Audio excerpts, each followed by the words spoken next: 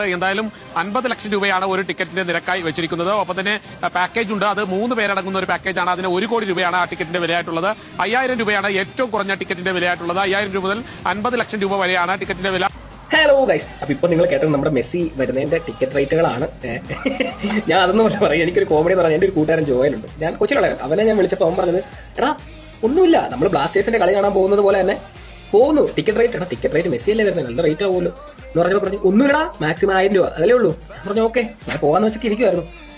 ഇപ്പൊ ഇത് കേട്ടപ്പോ ഞാൻ അവനെ ആദ്യം വിളിച്ചത്, നീ കാർത്തവെല്ലാം കണ്ടോടാ? എന്താ കളിയാ, ടിക്കറ്റ് റേറ്റ് കണ്ടോ? ഇല്ല, ഞാൻ സെൻഡ് ചെയ്ത് കൊടുത്തിട്ടുണ്ട്.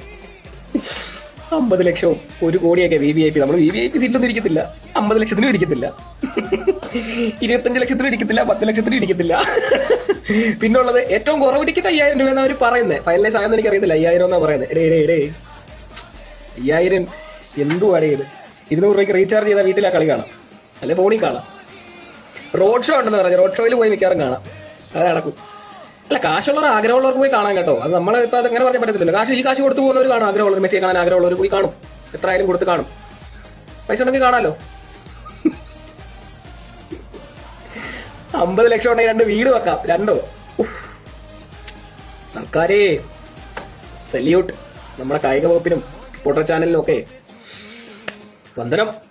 നടക്കട്ടെ, മെസ്സി വരട്ടെ, നല്ല കാര്യമാണ്. നമ്മുടെ നാട്ടിലെ സ്പോർട്സ് വളർന്നാൽ മതി ഇതുകൊണ്ടൊക്കെ.